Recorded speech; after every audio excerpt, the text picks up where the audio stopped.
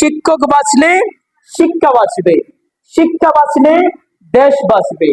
শিক্ষক যদি না বাঁচেন শিক্ষা বাঁচবে না, শিক্ষা না বাঁচলে সভ্য সমাজ গড়ে উঠবে না। উচ্চ আওয়াজ করে বলুন ঠিক কিনা। দুইটা জিনিসের খুবই দরকার, এক হলো আদব, দুই হলো শিষ্টাচার। আদব ছাড়া জ্ঞান অর্জন করতে পারে না, বেয়াদব কোনোদিন জ্ঞানী হতে পারে না। শিষ্টাচার ছাড়া তার ব্যবহারে ভদ্রতা আসে না। ইকরা বিসমি রাব্বিকাল্লাযী খলাক, পড়ো তোমার প্রভুর নামে যিনি তোমাকে সৃষ্টি করেছেন। আমার আল্লাহ আমাদেরকে পড়ার কথা বলছেন, আমরা যাতে পড়ি। আমরা কিভাবে পড়বো? নিজে নিজে তো আর পড়া যায় না, পড়ার জন্য উস্তাদের প্রয়োজন, পড়ার জন্য শিক্ষকের প্রয়োজন। আমার নবীজি হাদিস শরীফের মধ্যে জানিয়ে দিচ্ছেন, ইন্নামা আনা বুইসতু মুআল্লিমান, আমি দুনিয়ার জমিনের মধ্যে শিক্ষক হিসেবে প্রেরিত হয়েছি। আমার আল্লাহ বলছেন কুরআনুল কারীমের মধ্যে, পড়ো, তোমরা জানো, তোমরা শিখো। শিখানোর জন্য, পড়ানোর জন্য, জানানোর জন্য শিক্ষকের প্রয়োজন। হাদিস শরীফের মধ্যে আমার নবী জানিয়ে দিচ্ছেন, আমি রাসূল দুনিয়ার জমিনের মধ্যে শিক্ষক হিসেবে প্রেরিত হয়েছি, উস্তাদ হিসেবে প্রেরিত হয়েছি। আমার নবী যে শিক্ষক হিসেবে আসলেন, আমাদেরকে শিক্ষা দিলেন, জুলমত থেকে নূরের দিকে নিয়ে আসলেন, অন্ধকার থেকে আলোর দিকে নিয়ে আসলেন, দলালা থেকে আমাদেরকে হেদায়েতের দিকে নিয়ে আসলেন। জুলুম নির্যাতন দূর হয়ে গেল, কুসংস্কার দূর হয়ে গেল।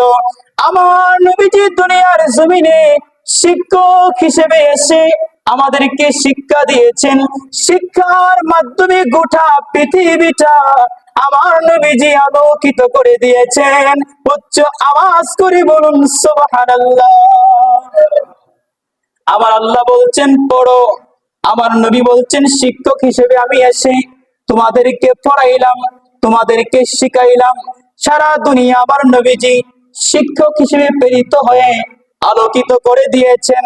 আমার আল্লাহ আমার নবীজিকে শিক্ষক হিসেবে দুনিয়ার জমিনে প্রেরণ করে যারা দুনিয়ার জমিনে শিক্ষক হবে তাদের মর্যাদাকে আকাশচুম্বী করে দিয়েছে। স্ট্রাকচার তৈরি করার জন্য ইঞ্জিনিয়ারের প্রয়োজন হয়, বাড়ি তৈরির জন্য মিস্ত্রির প্রয়োজন হয়, চাষাবাদ করার জন্য কৃষকের প্রয়োজন হয়, দেশ এবং জাতি গড়ার জন্য একজন শিক্ষকের প্রয়োজন হয়। উচ্চ আওয়াজ করে বলুন ঠিক কিনা।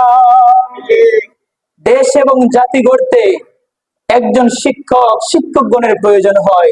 শিক্ষকগণ ছাড়া দেশ এবং জাতি গড়া কোনোভাবেই সম্ভব নয়। উচ্চ আওয়াজ করে বলুন ঠিক কিনা। আমার নবীজি হাদিস শরীফের মধ্যে জানিয়ে দিচ্ছেন, হে আমার উম্মতেরা, তোমরা দুনিয়ার জমিনের মধ্যে জ্ঞান অর্জন করো, পাশাপাশি তোমরা আদব এবং শিষ্টাচার শিখো। যার কাছ থেকে তোমরা জ্ঞান অর্জন করবে দুনিয়ার জমিনে তাকে সর্বোচ্চ সম্মান প্রদান করবে।